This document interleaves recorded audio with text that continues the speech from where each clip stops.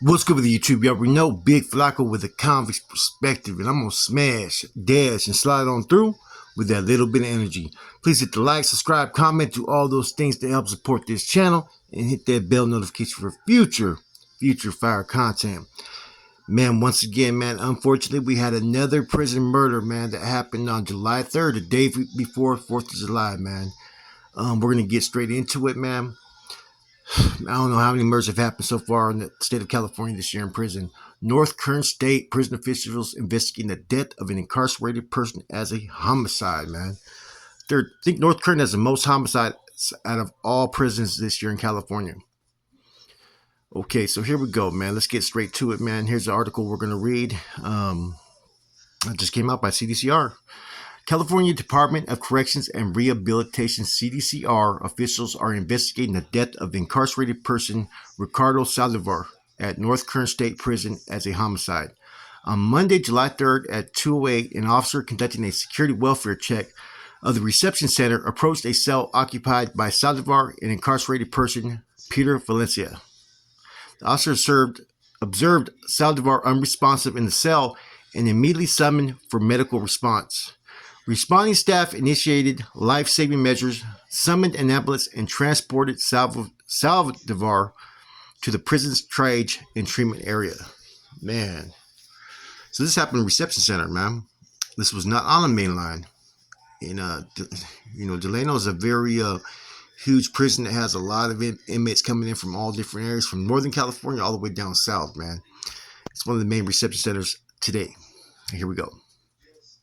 So he was pronounced dead at 2:19 p.m. Officials have limited movement on the RC to facilitate the investigation being conducted by NKSP's Investigative Service Unit, the Kern County District Attorney's Office, and Kern County Coroner.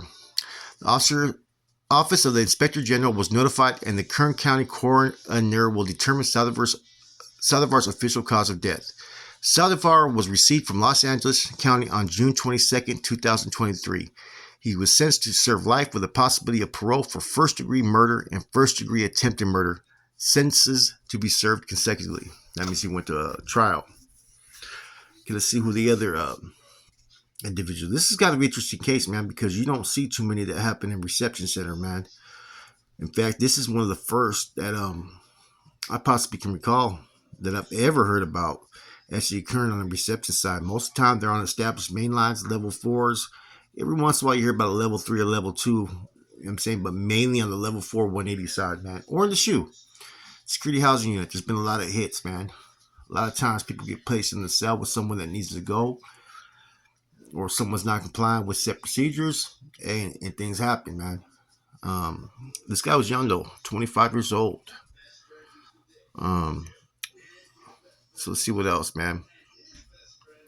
Valencia was 47, received from Los Angeles County on May 3rd, 2023 to serve 18 years for attempted murder on a second strike. Then it goes into basically what happened as far as, how long this prison's been open since 1993. The reception center side is basically within a 90-day period, it says, which is bullshit. Nowadays, it takes forever to get classified, man. So let's get to it, man.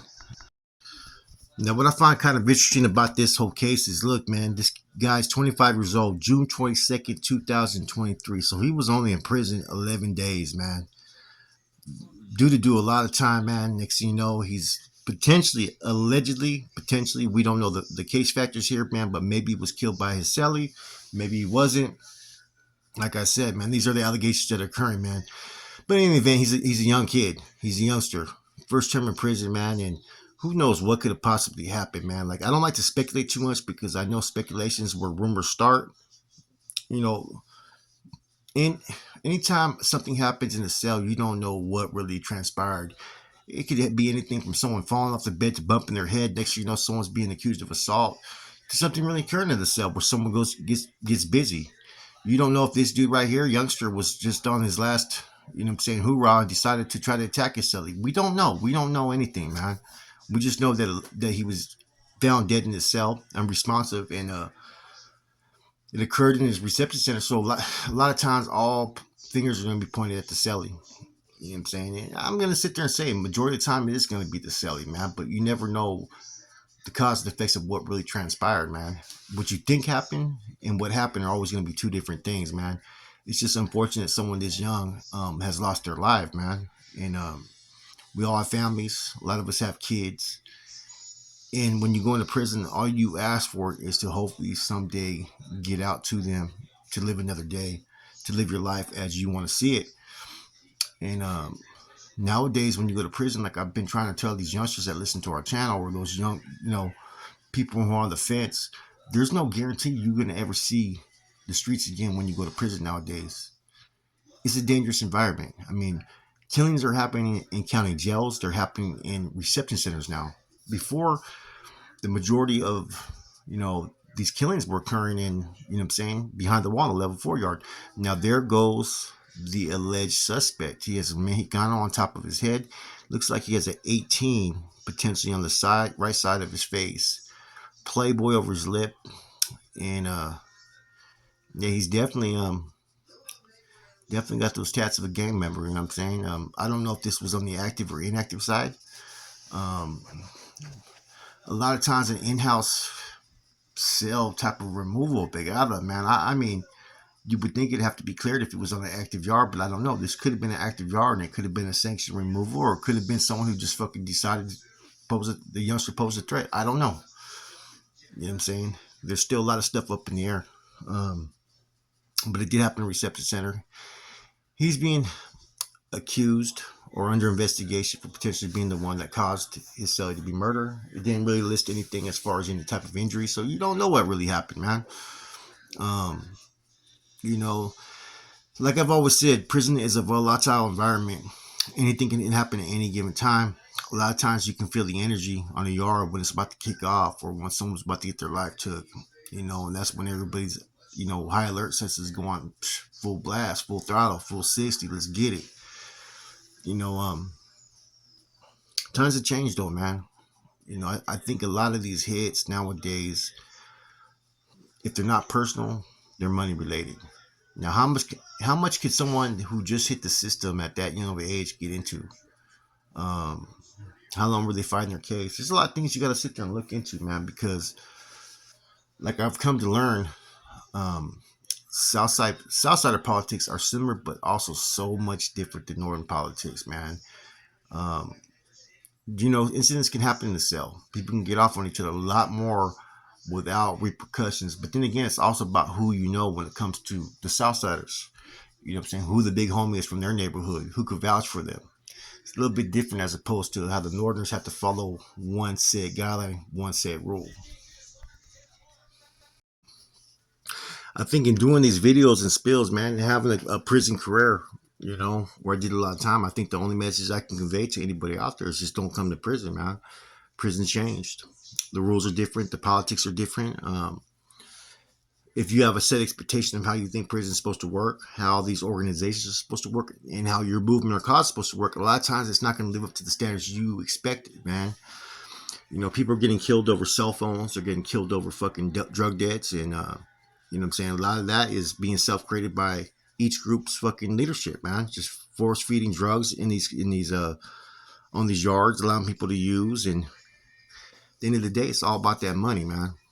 You know what I'm saying? So if you want to go to an environment like that, man, and you're more worried about your ego and you want that recognition, then so be it, man. Prison is a place for you. But if you want to change your life and be given an opportunity, man, and not be dictated by others, and have a future, and have something that your kids or your younger brothers or your mom and dad can sit there and sit there and look at you and hold you in high regard, man, then change your ways today, man. Step away from that cycle that so many people have fell victim to, and because the end results are always going to be the same, man. Death, prison, or you're going to be on that lifetime life plan, man, installment plan, in and out, man. There's so many people I talked to today that are doing life that, they may have not got their first 5 years or 10 years, but like 15 years into their sentence, they're like, man, what was it all for? Was this really worth it? Where's the true sense of carnalismo? Where's the true sense of loyalty and respect? It doesn't exist, man. My story in itself is a prime example of where loyalty and respect doesn't exist. And it's up to you what you want. If you're more worried about having that status and recognition and have no problem with you know what I'm saying, doing a life sentence, then so be it, man. That's upon you.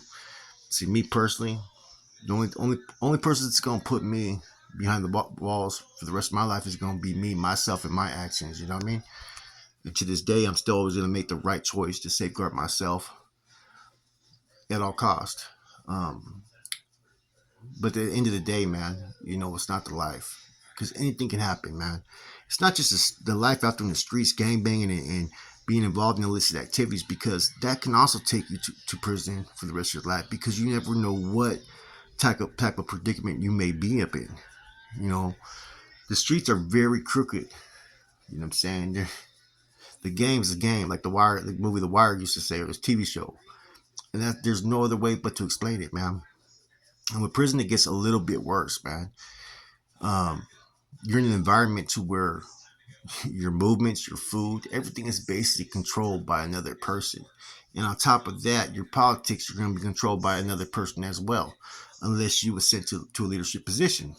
You know, that's why I would say the ones that are always going to be the more solid in the game are those that are already doing life in prison that are part of these organizations. A lot of times they have nothing to lose.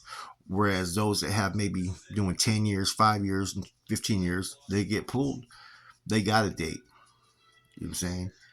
And sometimes they're doing these things for the wrong reasons. It's not coming from their hearts, it's coming from what they gain by having that status and recognition or doing what they do. So that's something that needs to be explained to this youth, though, man. Because you know, at any time your life can be taken, man. But it's on the streets or in prison, and is it really worth it, man? Think about it, man. But that's it, your boy Flacco, man, trying to come with another positive message. You know, streets are the streets, prison's prison, man. At the end of the day, all we got is ourselves and our family, man. Remember that when you in there and no homeboys are sending you money on on your books, or you know what I'm saying, nobody's up there visiting you but your mom, maybe your sister. You know, who's putting money on there? Who's helping out? Who's sending you that package? It ain't the homies the majority of the time. It's going to be your own family. Remember that before you put that strain, that stress upon their lives. Think about them a little bit more, because I guarantee you they're the only ones that are going to be there for you 100%. With that said, your boy Flacco, I'm gone.